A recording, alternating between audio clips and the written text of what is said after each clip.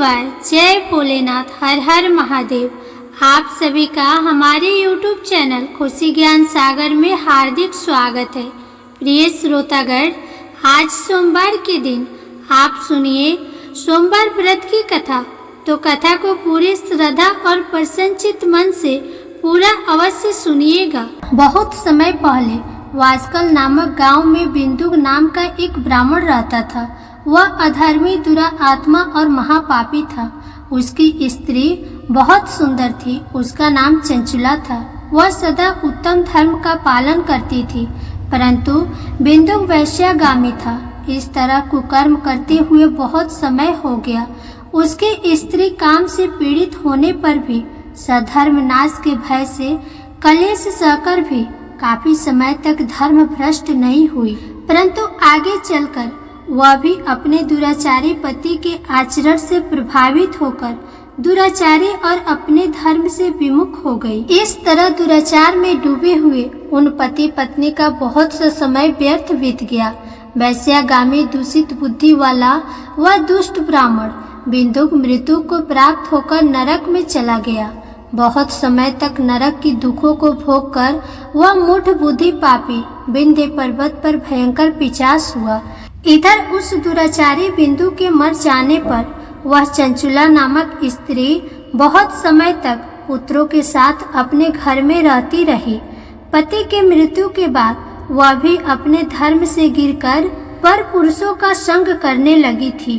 सती विपत्ति में भी अपने धर्म का पालन करना नहीं छोड़ती। यही तो तप है। कठिन तो होता है, लेकिन इसका फल मीठा होता है। एक दिन देवयोग से किसी पुण्य पर्व के आने पर वह अपने भाई बंधुओं के साथ गोकर्ण क्षेत्र में गई। उसने तीर्थ के जल में स्नान किया और बंदी जनों के साथ यहाँ वहाँ घूमने लगी। वह एक देव मंदिर में गई। वहाँ उसने एक ब्राह्मण के मुख से भगवान शिव की परम पवित्र एवं मंगलकारी कथा सुनी।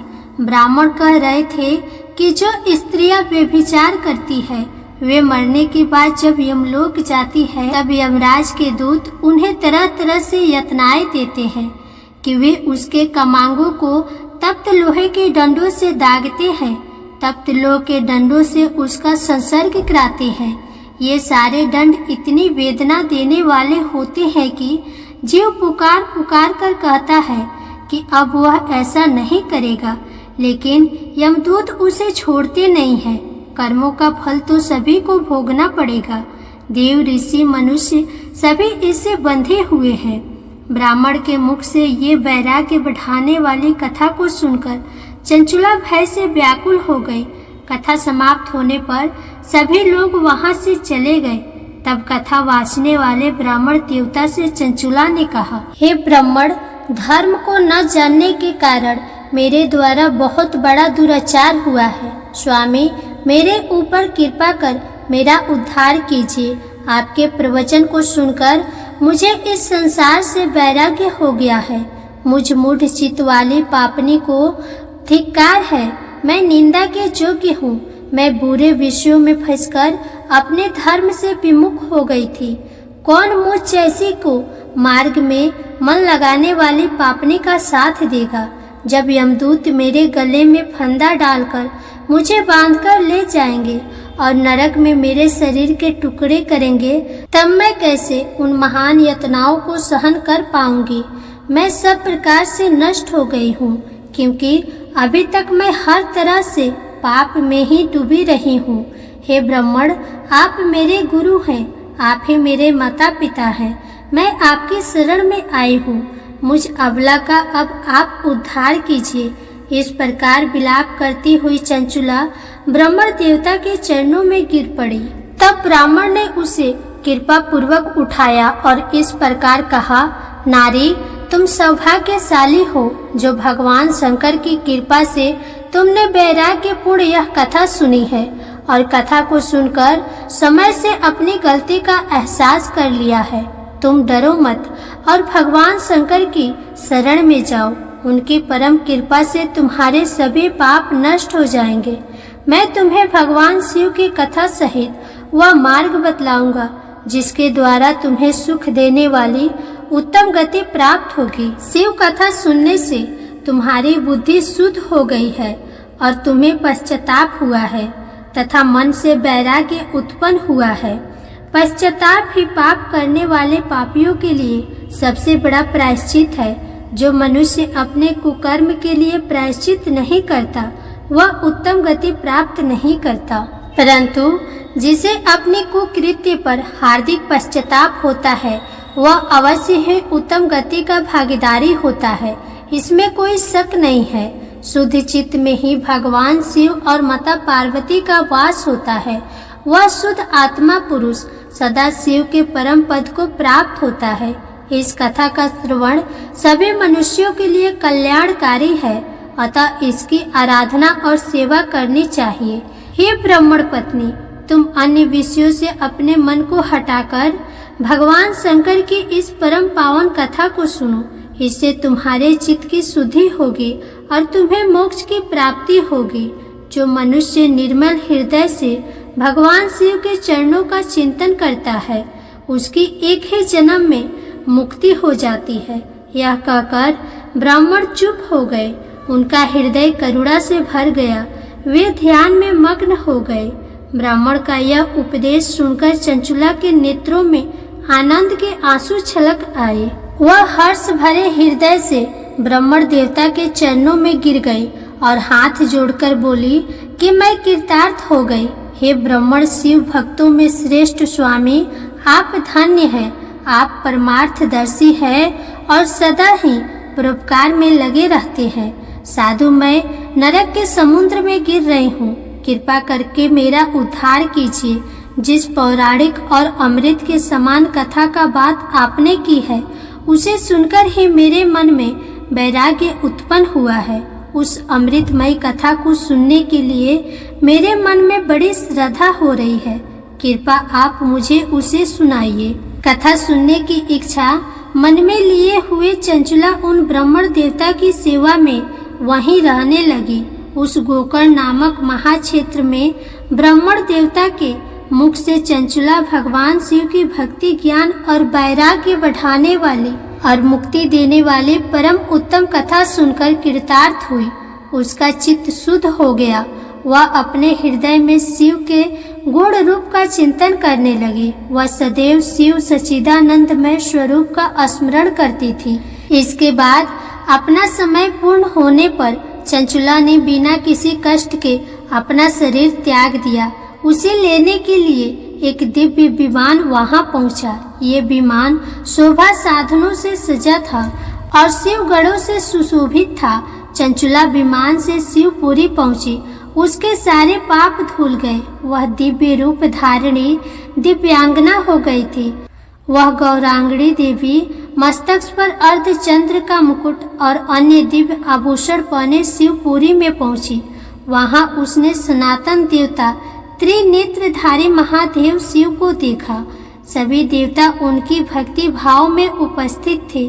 उनकी अंग कांति करोड़ों सूर्यों के समान प्रकाशित हो रही थी। 5 मुख और हर मुख में 3-3 नेत्र थे। मस्तक पर अर्धचंद्र आकार मुकुट शोभायमान हो रहा था। कंठ में नील चिन्ह। उनके साथ में देवी गौरी विराजमान थी जो विद्युत पुंज के समान प्रकाशित हो रही थी। महादेव जी की कांति कपूर के समान गौर थी। उनके शरीर पर श्वेत वस्त्र थे तथा शरीर श्वेत भस्म से युक्त था। इस प्रकार भगवान शिव के परम उज्जवल रूप के दर्शन कर चंचुला बहुत प्रसन्न हुई।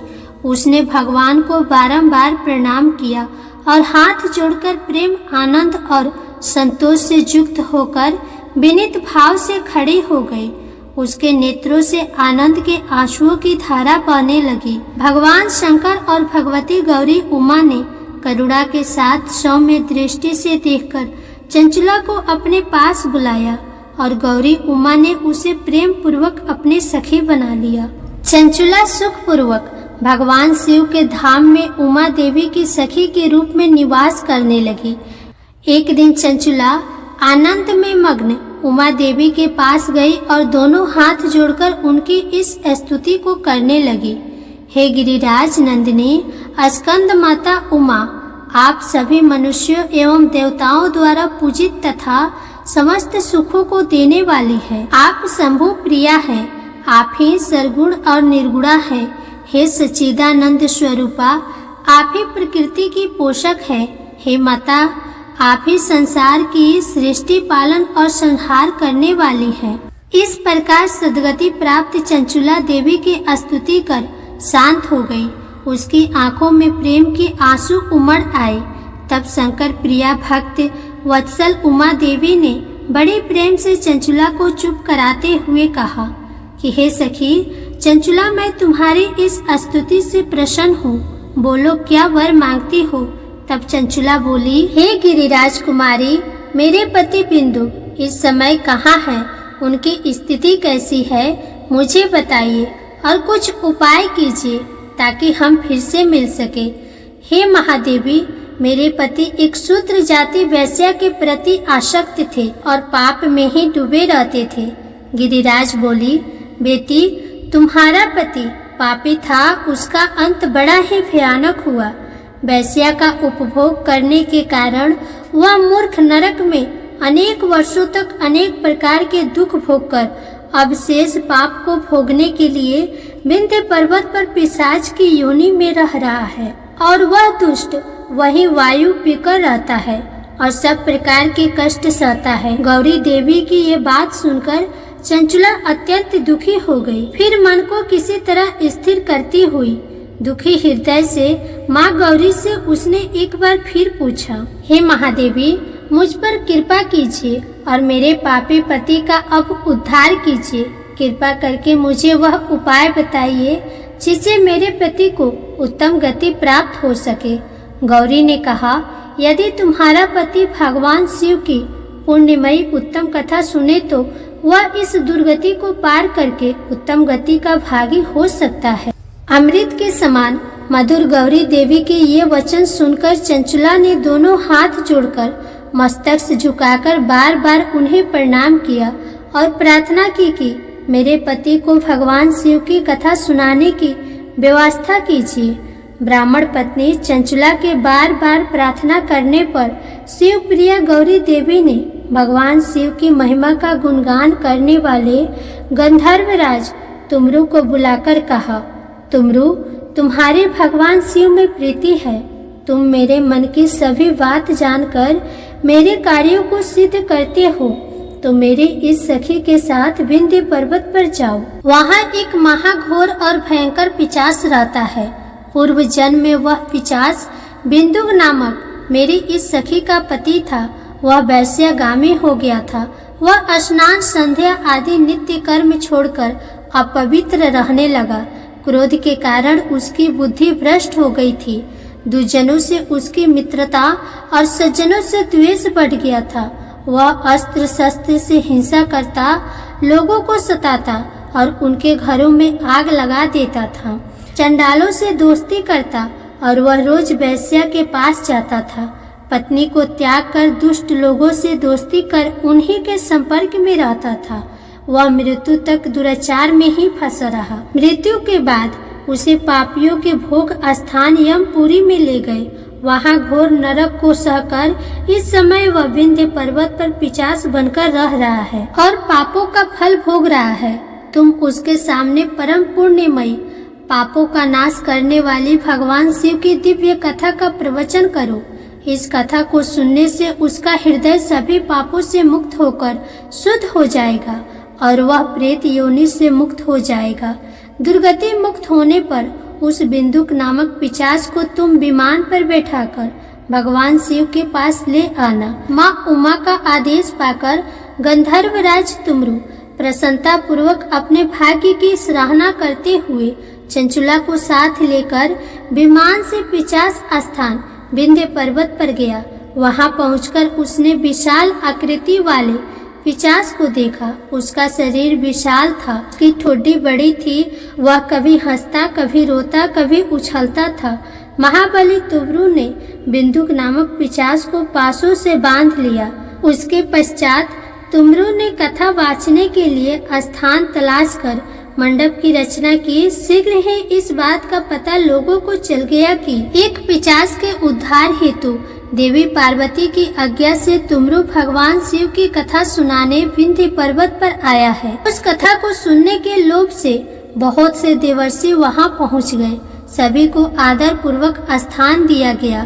पिशाच बिंदु को पासों में बांधकर आसन पर बैठाया गया और तब तुमरू ने परम उत्तम भगवान शिव की अमृत कथा का गान शुरू किया, जिसे सुनकर सभी श्रोता कृतार्थ हो गए। परम पुण्यमयी कथा को सुनकर पिशाच सभी पापों से मुक्त हो गया और उसने पिशाच शरीर का त्याग कर दिया। शीघ्र ही उसका रूप दिव्य हो गया। उसका शरीर गौर वर्ण का हो गया। शरीर पर श्वेत वस्त्र एवं पुरुषों के आभूषण आ गए। इस प्रकार दिव्य देहधारी होकर बिंदु अपनी पत्नी चंचुला के साथ स्वयं भी भगवान शिव का गुणगान करने लगा। उसे दिव्य रूप में देखकर सभी को बहुत आश्चर्य हुआ। उसका मन परम आनंद से परिपूर्ण हो गया। सभी भगवान महेश्वर के अद्भुत चरित्र को सुनकर कृतार्थ होकर उनका यशोगान करते हुए अपने अपने धाम को चले गए। बिंदु अपनी पत्नी चंचुला के साथ विमान में बैठकर शिवपुरी की ओर चल दिया। महेश्वर के गुणों का गान करता हुआ बिंदु अपनी पत्नी चंचुला और तुमरू के साथ शीघ्र धाम पहुंच गया। भगवान शिव देवी पार्वती ने उसे अपना पार्षद बना लिया। दोनों पति पत्नी सुखपूर्वक भगवान महेश्वर एवं देवी गौरी के चरणों में अविचल निवास पाकर धन्य हो गए। बोलिए उमा महेश्वर भगवान की जय। जय भोलेनाथ। हर हर महादेव। अब आप सुनिए सोमवार व्रत की दूसरी कथा। एक नगर में एक बहुत धनवान साहूकार रहता था। उसके घर में धन की कमी नहीं थी, परंतु वह बहुत दुखी था क्योंकि उसके कोई पुत्र नहीं था। वह इसी चिंता में दिन रात दुखी रहता था। पुत्र की कामना के लिए वह प्रत्येक सोमवार शिव जी का व्रत और पूजन किया करता था तथा संयम काल मंदिर जाकर शिव जी के सामने दीपक जलाया करता था। उसके इस भक्ति भाव को देखकर एक समय माता पार्वती ने शिव जी महाराज से कहा, महाराज, यह साहूकार आपका अनन्य भक्त है, सदैव आपका व्रत और पूजन बड़ी श्रद्धा से करता है, आपको इसकी मनोकामना पूर्ण करनी चाहिए। शिव जी ने कहा, हे पार्वती, यह संसार कर्म क्षेत्र है। किसान खेत में जैसा बीज बोता है वैसा ही फसल काटता है। उसी तरह मनुष्य इस संसार में जैसा कर्म करते हैं वैसा ही फल भोगते हैं। माता पार्वती ने अत्यंत आग्रह से कहा, महाराज, जब यह आपका अनन्य भक्त है और अगर इसको किसी प्रकार का कोई दुख है तो उसे आपको अवश्य दूर करना चाहिए। आप तो सदैव अपने भक्तों पर दयालु होते हैं और उनके दुखों को दूर करते हैं। यदि आप ऐसा नहीं करेंगे तो मनुष्य आपका पूजन तथा व्रत क्यों करेंगे। माता पार्वती का ऐसा आग्रह देख शिवजी कहने लगे, हे पार्वती, इसके कोई पुत्र नहीं है, इसी चिंता में यह अति दुखी रहता है। इसके भाग्य में पुत्र न होने पर भी मैं इसको पुत्र की प्राप्ति का वर देता हूँ, परंतु वह पुत्र केवल 12 वर्ष तक जीवित रहेगा। इसके पश्चात वह मृत्यु को प्राप्त हो जाएगा। इससे अधिक मैं इसके लिए नहीं कर सकता। माता पार्वती और भगवान शिव का यह वार्तालाप साहूकार सुन रहा था। इससे उसको न कुछ प्रसन्नता हुई और न ही कुछ दुख हुआ। वह पूर्व की तरह शिव जी का व्रत और पूजन करता रहा। कुछ समय बाद साहूकार की स्त्री गर्भवती हुई और 10वें महीने उसके गर्भ से अति सुंदर पुत्र उत्पन्न हुआ। साहूकार के घर में बहुत खुशी मनाई गई, परंतु साहूकार तो यह जानता था कि उसकी केवल 12 वर्ष की आयु है, इसलिए उसने अधिक प्रसन्नता प्रकट नहीं की और न ही किसी को यह भेद बतलाया। जब वह बालक 11 वर्ष का हो गया तो बालक की माता ने उसके पिता से उसका विवाह करने के लिए कहा। साहूकार ने कहा, अभी मैं इसका विवाह नहीं करूंगा, मैं अपने पुत्र को काशी पढ़ने के लिए भेजूंगा। साहूकार ने बालक के मामा को बुलाकर उसको बहुत सा धन देकर कहा, तुम इस बालक को काशी पढ़ने के लिए ले जाओ और रास्ते में जिस स्थान पर भी जाओ यज्ञ तथा ब्राह्मणों को भोजन कराते तथा दक्षिणा देते हुए जा। दोनों मामा भांजे यज्ञ करते और ब्राह्मणों को भोजन कराते तथा दक्षिणा देते काशी की ओर चल पड़े। रास्ते में उनको एक शहर पड़ा। उस शहर के राजा की कन्या का विवाह था, परंतु जो राजकुमार विवाह कराने के लिए आया था वह एक आंख से काना था। उसके पिता राजा को इस बात की बड़ी चिंता थी कि कहीं राजकुमार को देख राजकुमारी तथा उसके माता पिता विवाह में किसी प्रकार की अड़चन पैदा न कर दे। जब उसने अति सुंदर सेठ के लड़के को देखा तो मन में विचार किया कि क्यों न द्वाराचार्य के समय इस लड़के से वर का काम चलाया जाए। ऐसा मन में विचार कर राजकुमार के पिता ने उस लड़के और उसके मामा से बात की। वे राजी हो गए। फिर उस साहूकार के लड़के को वर के कपड़े पहनाकर तथा घोड़ी पर बैठाकर कन्या के द्वार पर ले गए। सभी कार्य प्रसन्नता से पूर्ण हो गया। राजकुमार के पिता ने सोचा कि यदि विवाह कार्य भी इसी लड़के से करा लिया जाए तो क्या बुराई है। ऐसा विचार कर लड़के और उसके मामा से कहा, यदि आप फेरों और कन्यादान के काम को भी करा दे तो आपकी बड़ी कृपा होगी। मैं इसके बदले आपको बहुत सारा धन दूंगा। दोनों ने इसे सहर्ष स्वीकार कर लिया और विवाह कार्य भी बहुत अच्छी तरह से संपन्न हो गया। सेठ का पुत्र जिस समय जाने लगा तो उसने राजकुमारी की चुनरी के पल्ले पर लिख दिया, तेरा विवाह मेरे साथ हुआ है, परंतु जिस राजकुमार के साथ तुमको भेजेंगे वह एक आंख से काना है। मैं काशी जी पढ़ने जा रहा हूँ। सेठ के लड़के के जाने के पश्चात राजकुमारी ने जब अपनी चुनरी पर ऐसा लिखा हुआ पाया तो उसने काने राजकुमार के साथ जाने से मना कर दिया। उसने अपने माता पिता को सारी बात बता दी और कहा कि यह मेरा पति नहीं है, मेरा विवाह इसके साथ नहीं हुआ है। जिसके साथ मेरा विवाह हुआ है वह तो काशी जी पढ़ने गया है। राजकुमारी के माता पिता ने अपनी कन्या को विदा नहीं किया और बारात वापस चली गई। उधर सेठ का लड़का और उसका मामा काशी जी पहुंच गए। वहां जाकर उन्होंने यज्ञ करना और लड़के ने पढ़ना शुरू कर दिया। जिस दिन लड़के की आयु 12 साल की हुई उस दिन उन्होंने यज्ञ रचा रखा था। लड़के ने अपने मामा से कहा, मामा जी आज मेरी तबीयत कुछ ठीक नहीं है। मामा ने कहा, अंदर जाकर सो जाओ। लड़का अंदर जाकर सो गया और थोड़ी देर में उसके प्राण निकल गए। जब उसके मामा ने आकर देखा कि उसका भांजा मृत पड़ा है तो उसको बड़ा दुख हुआ। उसने सोचा कि अगर मैं अभी रोना पीटना मचा दूंगा तो यज्ञ का कार्य अधूरा रह जाएगा। अतः उसने जल्दी से यज्ञ का कार्य समाप्त कर ब्राह्मणों के जाने के बाद रोना पीटना शुरू कर दिया। संयोगवश उसी समय शिव पार्वती उधर से जा रहे थे। जब उन्होंने जोर जोर से रोने की आवाज सुनी तो पार्वती जी कहने लगी, महाराज कोई दुखिया रो रहा है, इसके कष्ट को दूर कीजिए। जब शिव पार्वती वहां पहुंचे तो उन्होंने पाया कि वहां एक लड़का मृत पड़ा था। माता पार्वती कहने लगी, महाराज यह तो उसी सेठ का लड़का है जो आपके वरदान से उत्पन्न हुआ था।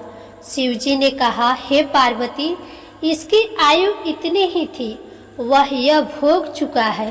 तब पार्वती जी ने कहा, हे महाराज इस बालक को और आयु दो, नहीं तो इसके माता पिता तड़प तड़प कर मर जाएंगे। माता पार्वती के बार बार आग्रह करने पर शिव जी ने उसको जीवन का वरदान दिया। शिव जी की कृपा से वह लड़का जीवित हो गया। शिव जी और पार्वती कैलाश पर्वत पर चले गए।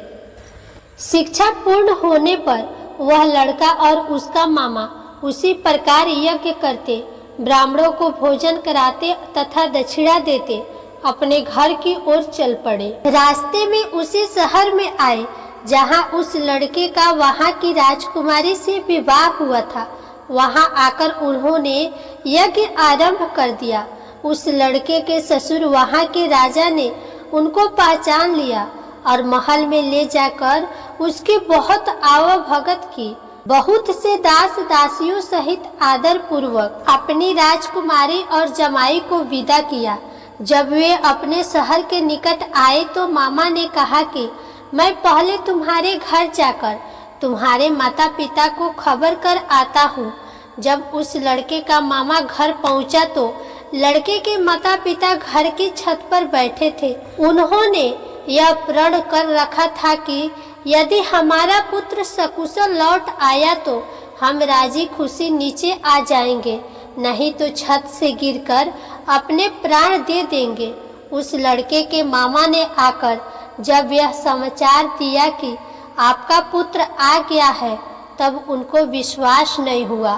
तब उसके मामा ने शपथ पूर्वक कहा कि आपका पुत्र अपनी पत्नी तथा बहुत सारा धन साथ लेकर आया है। तो सेठ प्रसन्नता से भर उठा। सेठ सेठानी आनंद पूर्वक नीचे आए।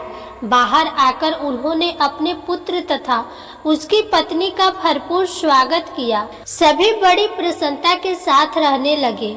जो कोई सोमवार के व्रत को धारण करता है अथवा इस कथा को पढ़ता या सुनता है, उसके सब दुख दूर होकर उसकी समस्त मनोकामनाएं पूर्ण होती है तथा इस लोक में नाना प्रकार के सुख भोग कर अंत में सदा शिव के लोक को प्राप्त होते हैं। प्रेम से बोलिए भगवान शिव और माता पार्वती की जय। बड़ी ही श्रद्धा और भक्ति के साथ अब आप सुनिए सोमवार की अगली कथा। एक बार की बात है, माता पार्वती शिव जी को पति के रूप में प्राप्त करने के लिए घोर तप कर रही थी।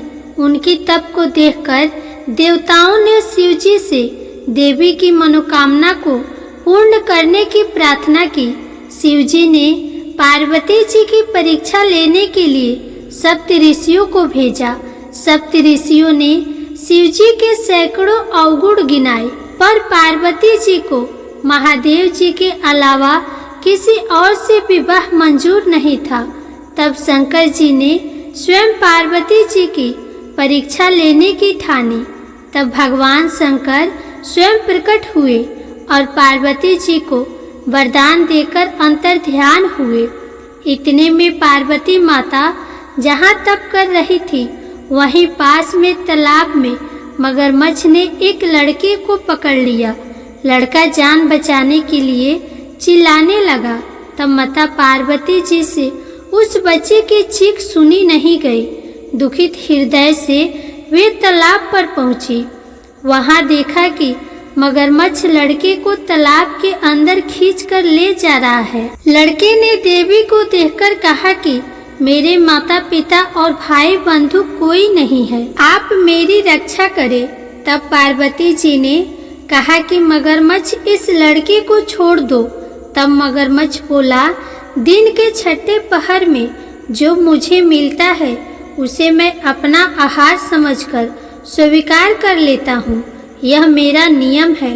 ब्रह्मदेव ने दिन के छठे पहर में इस लड़के को भेजा है, तो मैं इसे क्यों छोड़ूं? पार्वती जी ने विनती की कि तुम इसे छोड़ दो, बदले में तुम्हें जो चाहिए वह मुझसे कहो। तो मगरमच्छ बोला, एक ही शर्त पर मैं इसे छोड़ूंगा।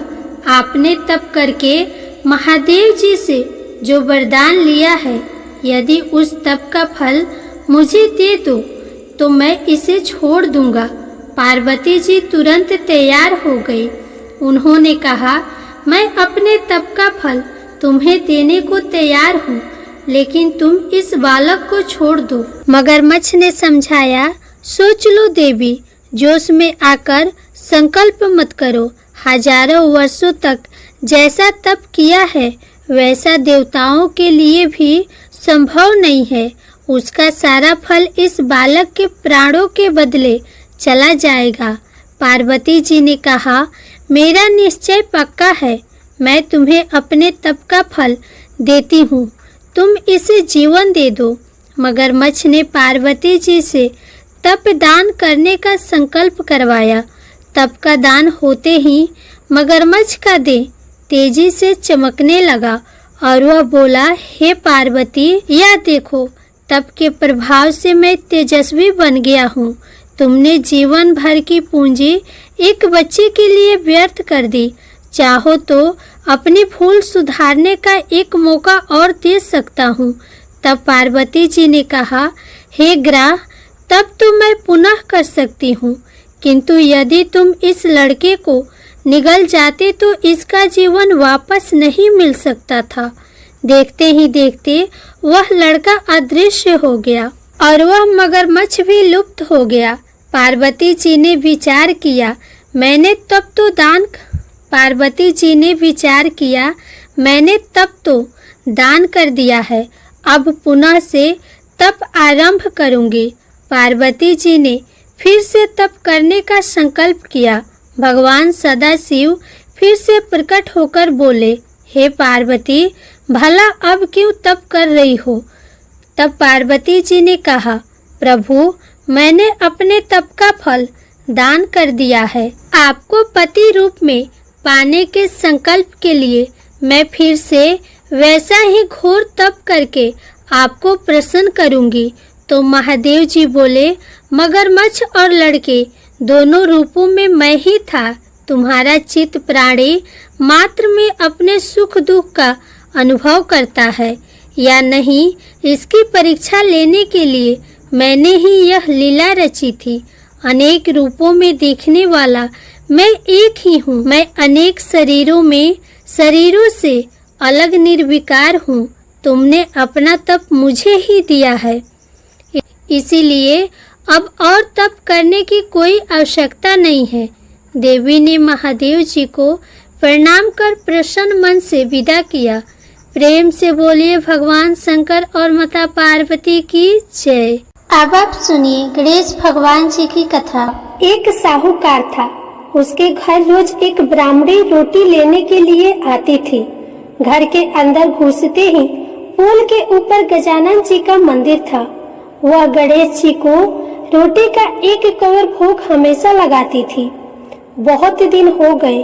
गणेश जी महाराज ने कहा कि यह मुझे हमेशा भोग लगाती है, मुझे इसे कोई न कोई उपहार जरूर देना चाहिए। गणेश जी एक दिन उसके थाली में हीरे मोती भर देते हैं।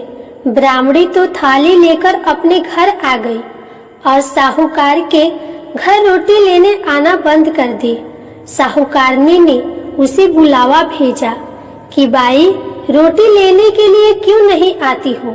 ब्राह्मणी ने कहा कि मुझ पर गणेश जी प्रसन्न हो गए, बहुत वर्ष तक रोटी लेने आ गई, परंतु अब नहीं आऊंगी।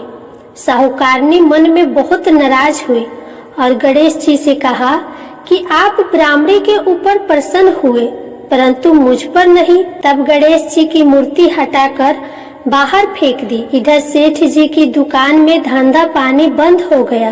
एक दिन सेठ जी की नजर पुल के मंदिर पर गई तो सेठानी जी से पूछा कि गणेश जी कहाँ गए?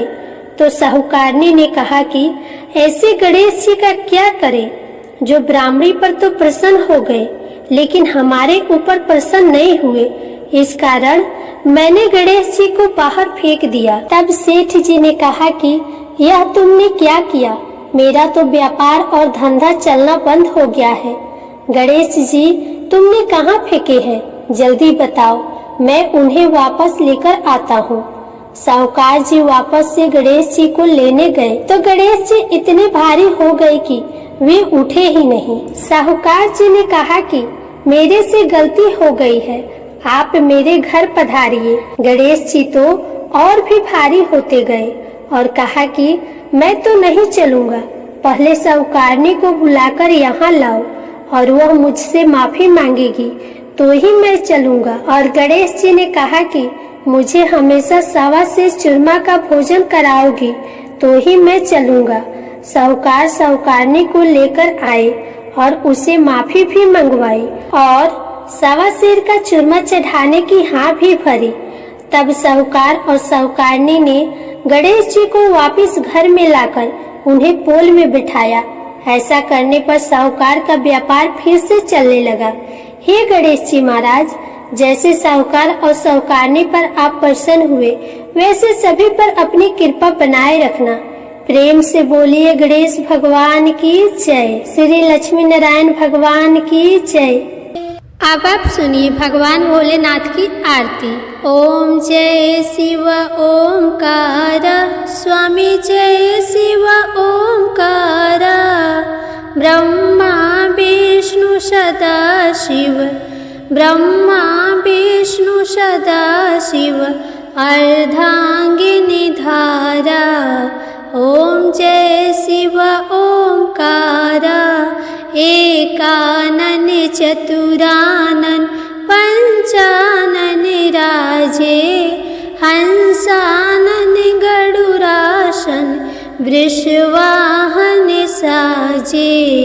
ओम जय शिव ओमकार, दो भुज चार चतुर्भुज, दस भुज अति शोहे, तीनों रूप निरखित त्रिभुवन जन मोहे।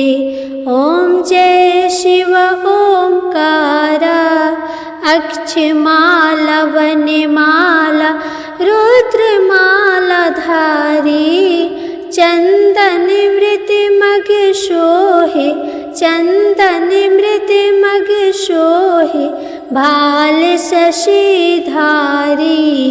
ओम जय शिव ओमकार, श्वेतांबर पीतांबर बाघांबर अंगे, शनकादिक ब्रह्मादिक, शनकादिक ब्रह्मादिक, भूतादिक संगे। ओम जय शिव ओमकार, करके मध्य कमंडल चक्र त्रिशूल धरता, जग करता जग भरता, जग करता जग भरता, जग संहार करता। ओम जय शिव ओमकार, ब्रह्मा विष्णु सदाशिव, जानत अविवेका, प्रणाक्षर के मध्य तीनों एका। ओम जय शिव ओमकार, त्रिगुण शिव जी की आरती जो कोई नर गावे, कहत शिवानंद स्वामी, कहत शिवानंद स्वामी, मन वांछित फल पावे। ओम जय शिव ओमकार। जय भोलेनाथ। हर हर महादेव।